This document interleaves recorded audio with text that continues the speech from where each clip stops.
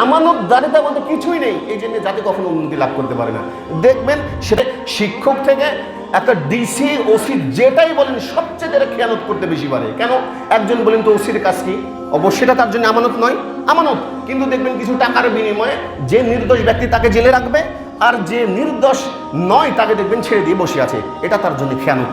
একজন ডিসির কাজ কি? তার তো বড় দায়িত্ব দেওয়া হয়েছে, সে কাজ পালনই করে না, এটা তার জন্য খেয়ানত। একজন মুয়াজ্জিন, সে আজান দেয়, সে যদি ঠিক মতো পালন করে, এটাও তার জন্য খেয়ানত। আমি একজন ইমাম যদি ঠিক মতো এই কাজটা না করি, এটাও আমার জন্য খেয়ানত। একজন সভাপতিকে দায়িত্ব দেওয়া হয়েছে, সে যদি নির্দিষ্টভাবে পালন না করে, এটাও খেয়ানত। আর এটাই হচ্ছে ফিতনার যুগ। মানে প্রত্যেকটা ব্যক্তির জন্য যেই দায়িত্বটা দেওয়া হয়েছে, এই দায়িত্ব যদি পালন না করে নিঃস্বার্থের জন্য ব্যবহার করে, এটা হচ্ছে ফিতনা। আর এই ফিতনা যে কতটা ভয়াবহ ভাবতে পারবে না। ফিতনার কারণে না মুসলিম জাতি উন্নতি করতে পারবে, না পারিবারিক জীবন থেকে হবে, সামাজিক জীবন থেকে হবে, রাষ্ট্রীয় জীবন থেকে, পরবর্তীতে যে আমাদের আখিরাতের জীবন আছে প্রত্যেক জায়গাতেই মার খেয়ে যাবে। এই জন্য বলছেন যে ফিতনার যুগে এই কাজগুলা বেশি ঘটবে। যে উসামা ইবনে যায়েদ রাদিয়াল্লাহু তাআলা আনহু হতে বর্ণিত, তিনি বলেন, একবার রাসূল সাল্লাল্লাহু আলাইহি সাল্লাম মদিনায় টিলা সমূহের একটির উপরে উঠে বসলেন। বলছেন যে একটা টিলা আছে, টিলার উপরে বসলেন। তো তিনি বলছেন যে আমি যা দেখতে পাই তোমরা কি সেটা দেখতে পাও? তারা উভয়ে বলে, ইয়া রাসূলুল্লাহ সাল্লাল্লাহু আলাইহি সাল্লাম, আমরা পাই না। তখন রাসূল সাল্লাল্লাহু আলাইহি সাল্লাম বলছেন, অবশ্যই আমি যা দেখতে পাচ্ছি তোমাদের ঘরগুলোর ফাঁকে ফাঁকে ফিতনা বৃষ্টির মতো পতিত হচ্ছে।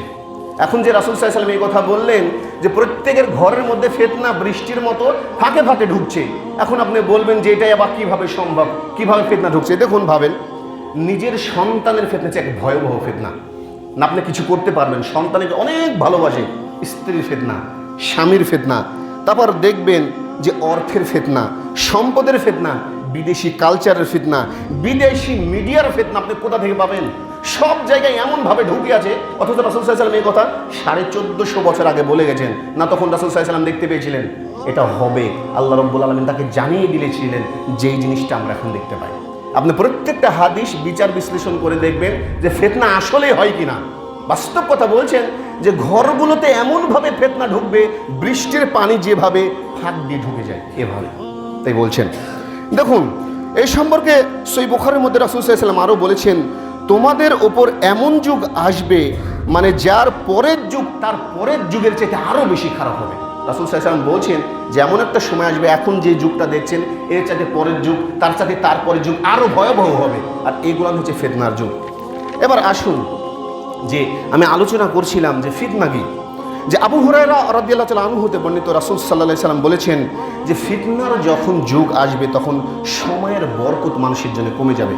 দেখবেন জুমার দিন মনে হলো যে কয়দিন হলো, 2-1 দিন, আবার দেখছেন জুমা, মানে সময়ের বরকত কমে গেছে, টোটালি সময়ের বরকত কমে গেছে। বছর চলে আসবে মাসে, মাস চলে আসবে সপ্তাহে, সপ্তাহ চলে আসবে দিনের মতো। দেখুন প্রায় এটাই কিন্তু মনে হয় যে জুমার দিন মনে হয় ওই দিন চলে গেল, এখন দেখুন আবার আসছে। এটাই বর্ণনা করছেন যে সময়ের বরকত কমে যাবে এবং নিকটতর হবে, আমল মানুষের কমে যাবে, কৃপণতা এমনভাবে ছাড়িয়ে যাবে ভাবতে পারবে না, ফিতনার বিকাশ ঘটবে এবং হত্যাকাণ্ড এমনিতেই বেড়ে যাবে। বাড়ছে না? এটা হচ্ছে ফিতনার যুগ।